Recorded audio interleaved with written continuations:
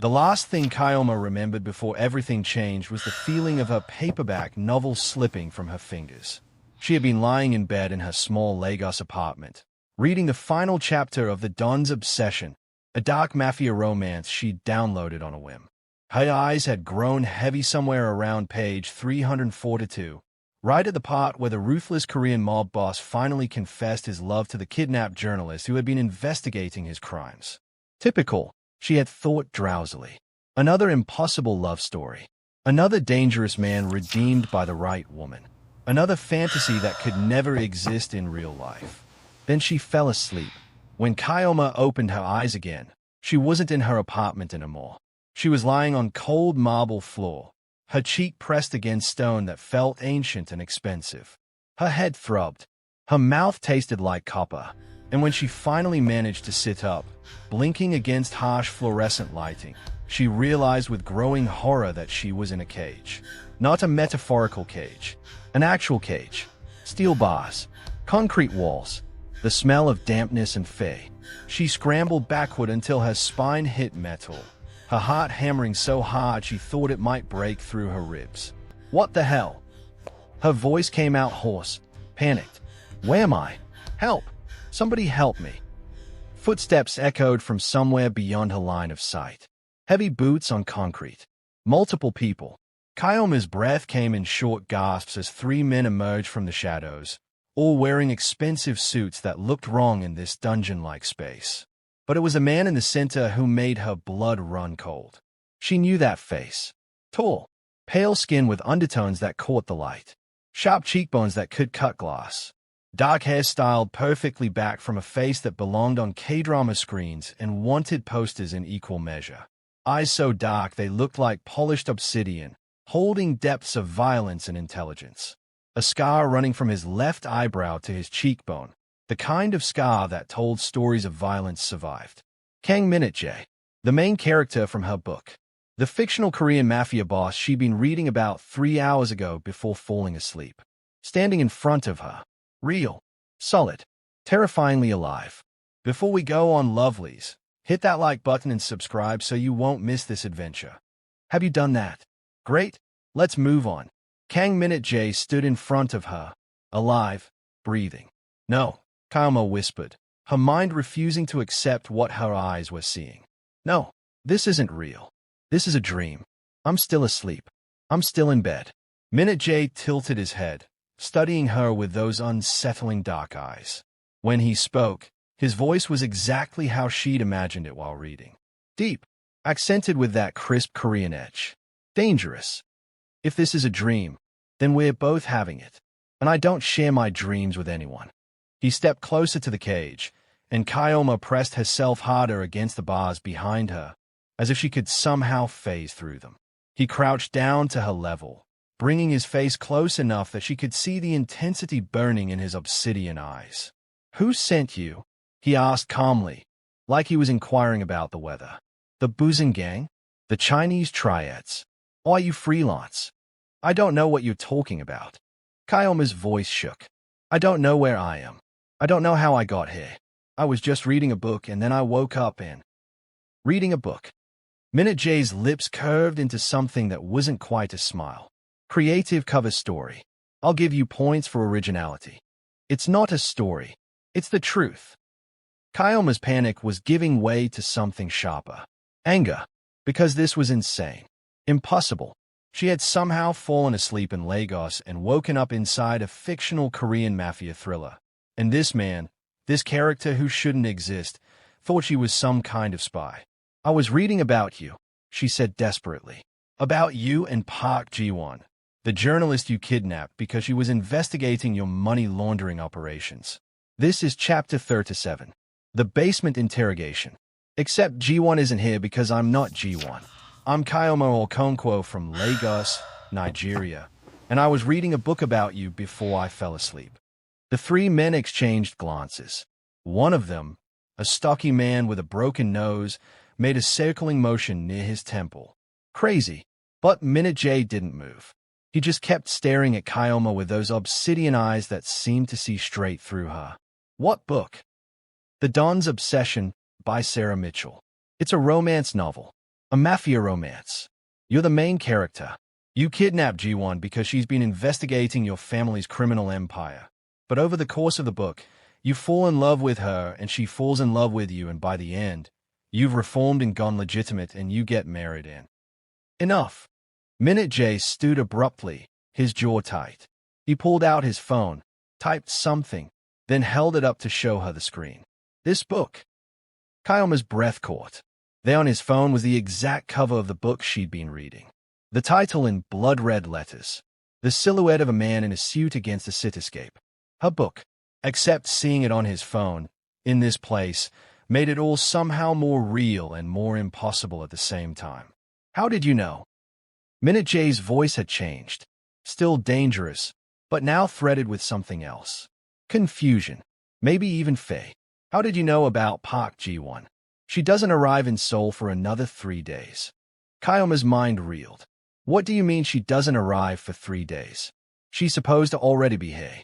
You're supposed to have already kidnapped her. This is chapter 37. The interrogation scene happens after. After I take her from her hotel, Min Jae finished quietly. After I bring her here and lock her in this cage and demand to know who hired her to destroy me. They stared at each other, the impossible truth settling between them like fog. Chioma was inside the book, but she had somehow arrived 3 days before the story was supposed to begin. And instead of Park Ji-won, the character who belonged here, Kang Min Jae had captured Chioma Okonkwo, a 25-year-old Nigerian software developer who had been stupid enough to fall asleep while reading. This is insane, Chioma whispered. Agreed. Min Jae turned to his men. Leave us. Hyungnim, we should. I said leave. The men hesitated, then filed out, their footsteps echoing until silence fell like a weight. Min Jae pulled over a metal chair, positioned it in front of the cage, and sat down. He pulled a pack of cigarettes from his jacket, lit one, and studied Chioma through the smoke. Tell me everything, he said finally. Every detail. And if I think you're lying, if I even suspect you're playing some kind of game, I will hurt you in ways you can't imagine. Are we clear? Chioma nodded, her throat too tight for words. So she told him. Everything. Growing up in Lagos. Her job at a tech startup. Her tiny apartment in Yaba. Her habit of reading romance novels to escape the stress of Nigerian life. How she downloaded the Don's obsession 3 days ago.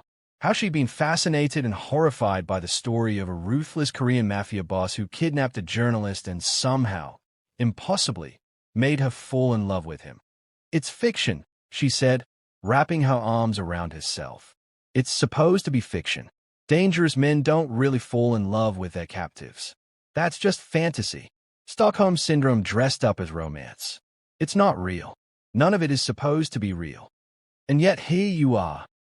Min Jae took a long drag on his cigarette. In my basement. In my world. Knowing things you shouldn't know. I know everything, Chioma said quietly. I know about your war with the Busan faction. I know about the money laundering through the entertainment company chain. I know about your brother Kang Taeyeon's gambling debts and your sister Kang Sua's secret engagement to the son of your enemy. I know about the shipment coming in next week that the police are going to intercept. I know how this whole story ends. Min Jae's hand tightened on his cigarette. How does it end? You fall in love with Ji-won. She falls in love with you. You get shot protecting her from your uncle who's been betraying you to the Busan gang. You almost die. Ji-won realizes she loves you enough to stay even though everything about your relationship is wrong. You survive, go legitimate, testify against your uncle. And in the epilogue, you and Ji-won get married in Jeju Island. A happy ending. Min Jae's laugh was bitter. Of course. Because that's how fiction works. The monster gets redeemed. The girl forgives everything. Love conquers all. That's how the book goes? Yes. And you believe that? You think a man like me could be redeemed? Chioma met his eyes. I think you're not real. I think you're a character in a romance novel designed to fulfill fantasies about dangerous men who are secretly good underneath. Real mafia bosses don't fall in love and go legitimate. They die violent deaths or spend life in prison.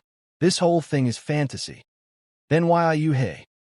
Min Jae leaned forward, his eyes intense. If this is all fantasy, If I'm not real, then explain how you're in my basement talking to me. I can't explain it. Chioma's voice rose. Don't you think I've been trying to figure that out? I fell asleep reading your story and woke up inside it. That's impossible. None of this should be happening.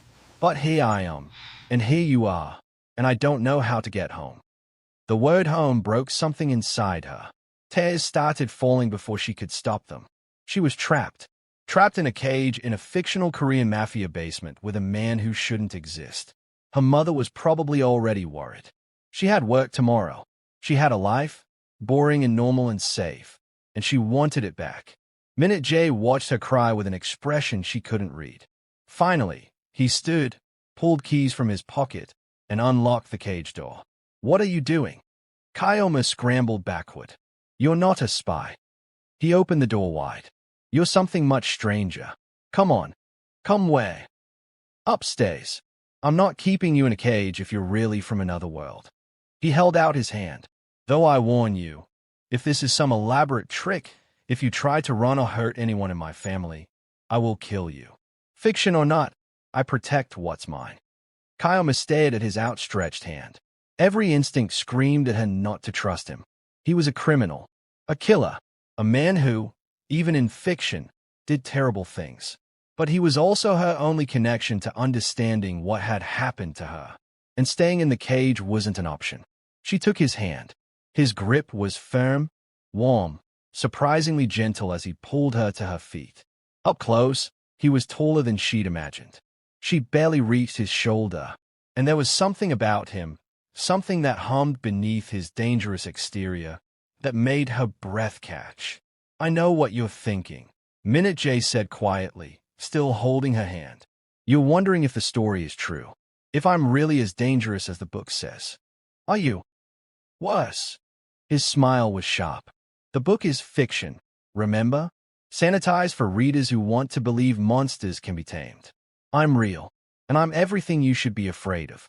He led her upstairs, through corridors that looked exactly like she'd imagined while reading. Stone walls, expensive art that was probably stolen, armed guards at every corner who looked at her with suspicion and curiosity. They emerged into a mansion that took her breath away. Marble floors, vaulted ceilings, windows overlooking gardens that glowed in moonlight, and beyond them, the glittering Seoul skyline. It's beautiful, she whispered. It's a prison. Min Jae released her hand. Beautiful prisons are still prisons. He led her to a bedroom that was bigger than her entire Lagos apartment. A four-poster bed, an in-suite bathroom, a balcony with views of Seoul skyline glittering in the distance. This is where Ji-won was supposed to stay in the book, Chioma said, recognizing the room from the author's descriptions. Then I suppose it's yours now. Min Jae leaned against the doorframe. I'll have clothes brought. Food. Whatever you need.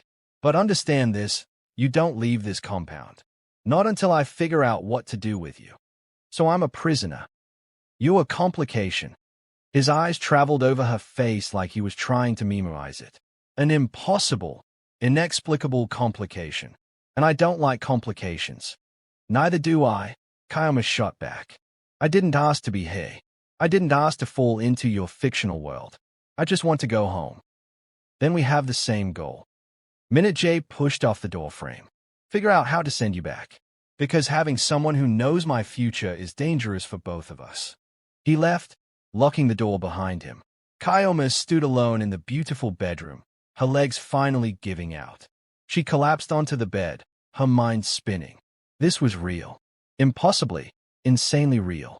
She was inside a book, living in a story, trapped in a Korean mafia romance with a man who was supposed to be fictional but was walking and breathing and looking at her with eyes that made her forget how to think. And the scariest part, some small, treacherous part of her that had always loved these dangerous fictional romances was thrilled. Terrified, yes, but also alive in a way she'd never felt in her safe, normal Nigerian life. Chioma didn't sleep that first night.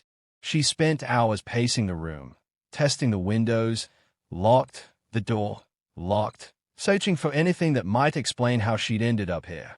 Nothing. Just expensive furniture and the distant sounds of the compound settling around her. When dawn broke, painting the Seoul sky in shades of gold and pink. A knock sounded at her door. A young woman entered carrying a tray of breakfast and an armful of clothes. Hyungnim wants you downstairs in an hour, she said in accented English, her eyes curious. He says dress nice. You have visitors.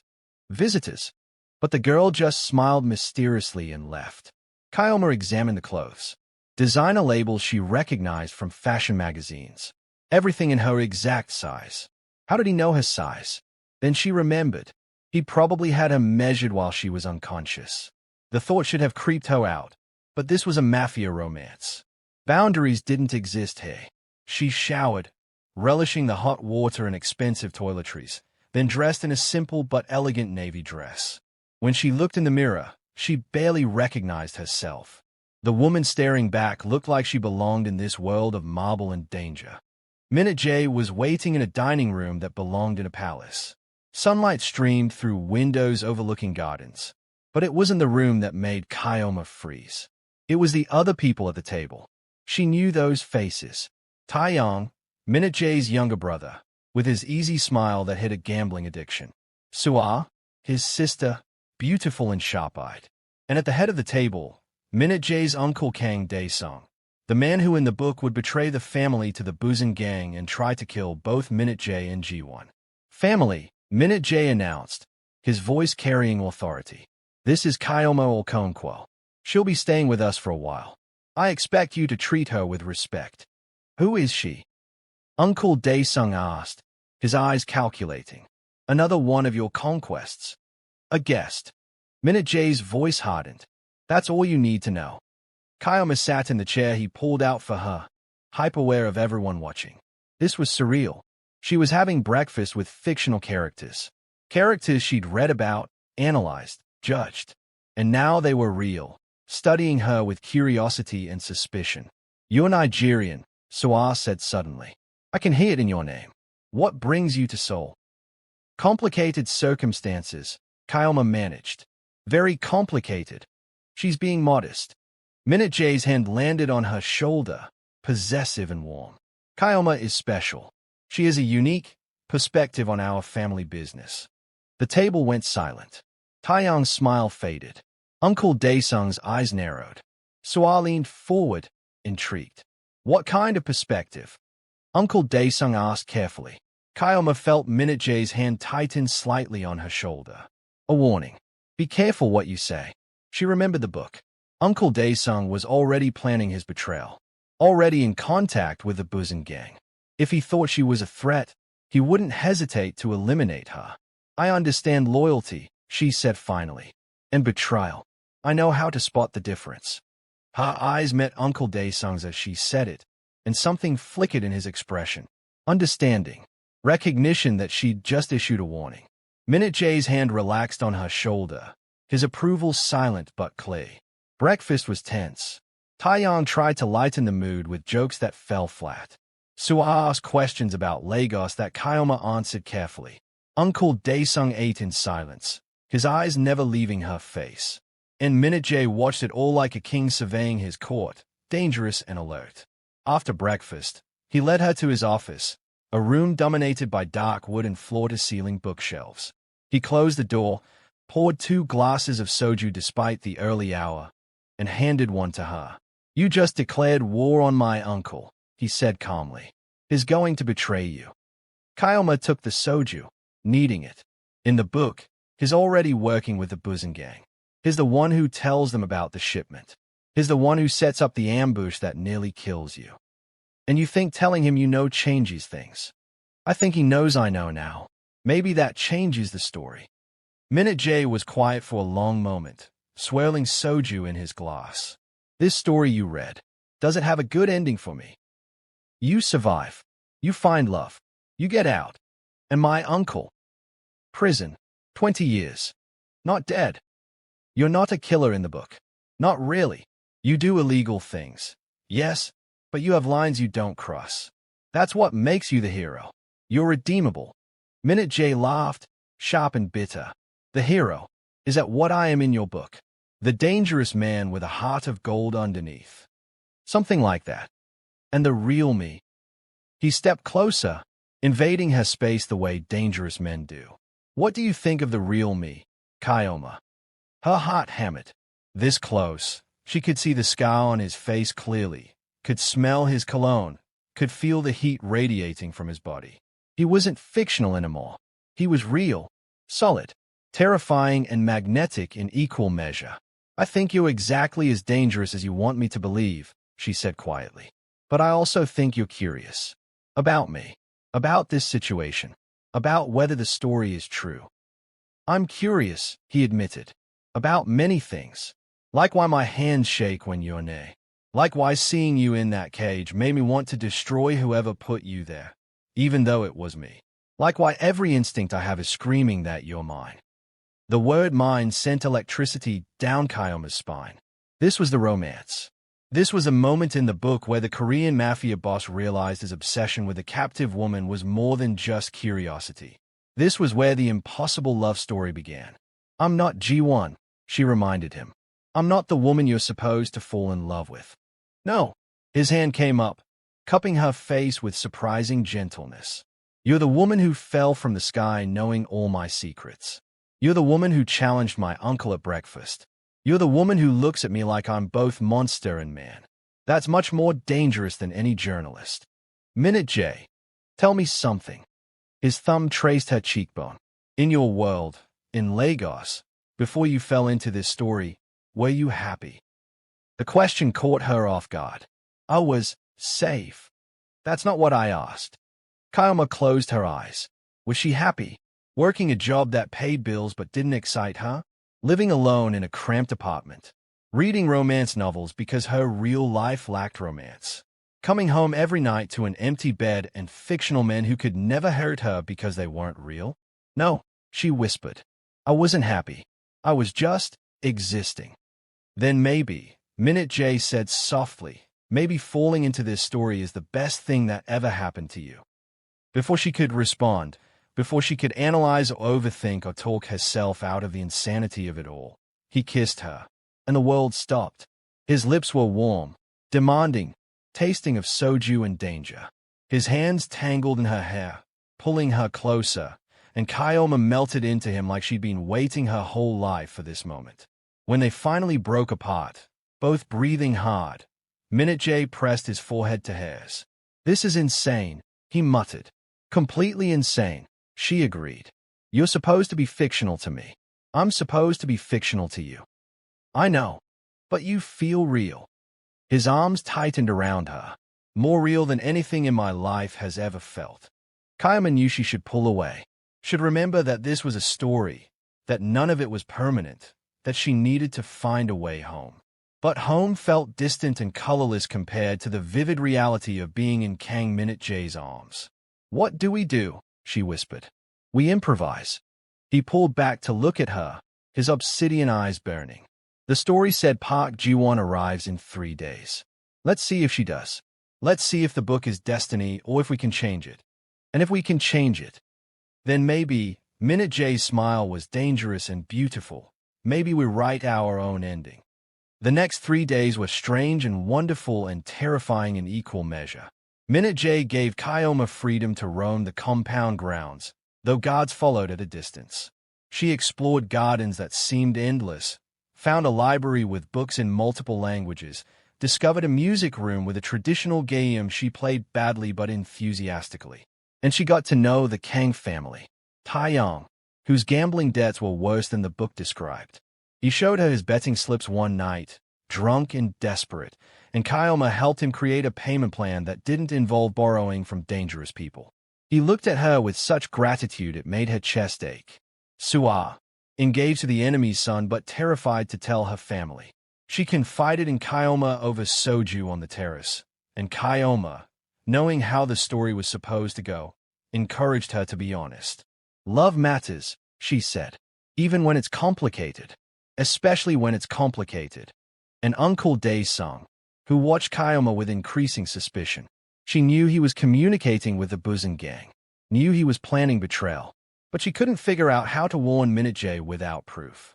The book hadn't given her specific dates or details, just the broad strokes of the plot. But mostly, she spent time with Min Jae. He took her to his favorite restaurant in Gangnam, renting out the entire place so they could eat Korean barbecue and drink soju and talk like normal people on a normal date. He showed her the legitimate parts of his business, the entertainment companies and properties that weren't fronts but actual enterprises. He opened up about his father's death, about the pressure of leading the family, about the violence he'd committed and couldn't take back. "I'm not a good man," he told her one night on the compound's rooftop, soul spread out below them like scattered diamonds. "The book might pretend I am, might give me noble motivations and a redemption arc. But the real me? I've hurt people, killed people, done things that should make you run screaming." "I know," Chioma said quietly. "I read the book. Remember? I know what you're capable of. And yet you're still hey. I don't have a choice.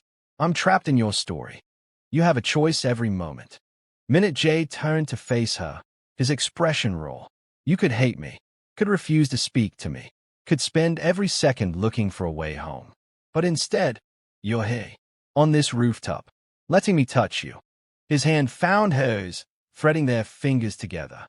Chioma stared at their joined hands, dark skin and pale skin intertwined. It should have looked wrong. The Nigerian woman and the Korean mobster, the reader and the character, the captive and the captor. But somehow, it looked right. "Maybe I'm crazy," she whispered. "Maybe falling into a book broke something in my brain. But when I'm with you, I feel more alive than I ever did in my real life. This is real life now." Min Jae pulled her closer. "Whatever brought you here, however impossible it is, this is your reality now. I'm real. This is real. And what I feel for you is real." "What do you feel?" "Obsession." His voice was rough. "Possession. A need to keep you so strong it scares me. And something else. Something I don't have words for. Something the book would probably call love but feels bigger and darker and more consuming than any story." Chioma's heart raced. This was it. The moment in every romance where the dangerous man confessed his feelings, where the impossible love became inevitable. She was living the fantasy she'd read 1,000 times. And it was terrifying and exhilarating and nothing like she'd imagined. "I should want to go home," she said, more to herself than to him. "But you don't." It wasn't a question. "I don't know what I want anymore." Min Jae cupped her face in both hands, his thumbs tracing her cheekbones. "Then let me tell you what I want. I want you to stay. Not because you're trapped, not because you have no choice, but because you choose this. Choose me. Choose this impossible, insane situation. That's crazy. Everything about this is crazy." He leaned in until their lips were almost touching. So why not embrace it? He kissed her under the soul stars, and Chioma let herself fall into the kiss, into the moment, into the impossible reality that she was falling in love with a fictional character who had somehow become the most real thing in her life. Day 3 arrived. According to the book, Park Ji-won would arrive in Seoul today, check into her hotel, and begin her investigation of the Kang family. By tonight, Min Jae would know she was in the city. Within 48 hours, he would kidnap her, and the real story would begin. Except Chioma was already here, already living in the space Ji-won was supposed to occupy, already capturing Min Jae's attention, his obsession, his heart. What happened when the real protagonist arrived? Min Jae was tense all day, pacing his office, making phone calls, checking reports. At noon, one of his men burst in with news.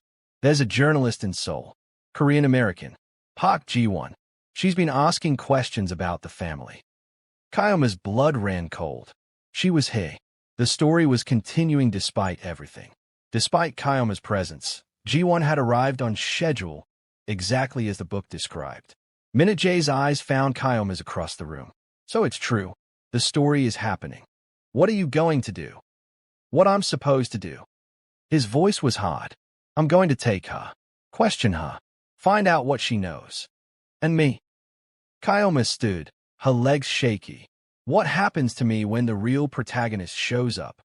Min Jae crossed the room in 3 strides, pulling her into his arms. "You're not a placeholder, Chioma. You're not just filling space until the real story begins. You are my story now." "But the book." "Fuck the book." His grip tightened. "I don't care what's supposed to happen.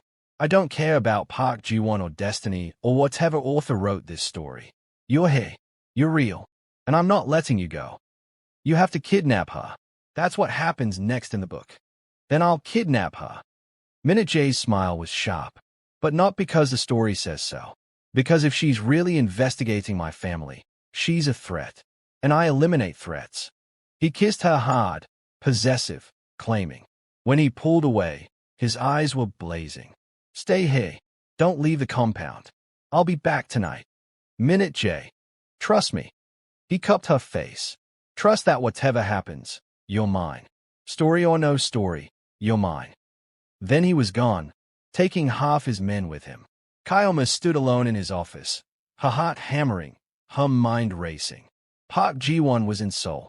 The story was happening, and Chioma had no idea what that meant for her place in this world.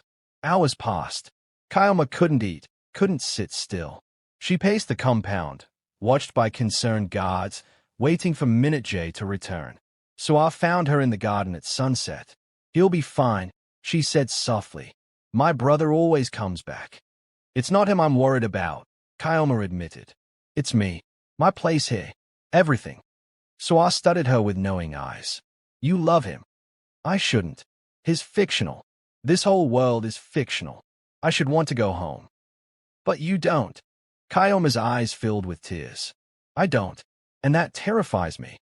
Love is always terrifying, Suah said gently. Especially when it's real. Night fell. Seoul's lights glowed in the distance. And finally, car engines sounded in the driveway. Chioma ran to the entrance, her heart in her throat, and stopped dead. Min Jae emerged from the car, his suit jacket gone, his shirt untucked. Behind him, two of his men dragged a struggling woman. She's nothing, he murmured against her lips. Just a complication to manage. You're what matters. But as his men dragged Ji-won toward the basement, as she caught sight of Chioma and their eyes met, something passed between them. Recognition. Understanding. Two women caught in the same impossible story, but only one of them knew how it was supposed to end. And Chioma realized with sinking certainty that the real story was just beginning.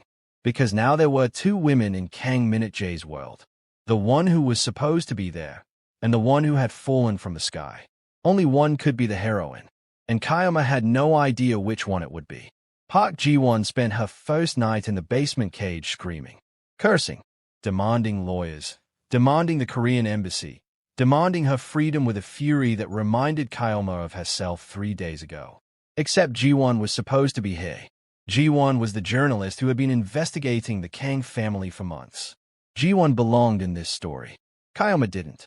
She couldn't sleep that night, knowing Ji-won was below, locked in the same cage where Chioma had woken up.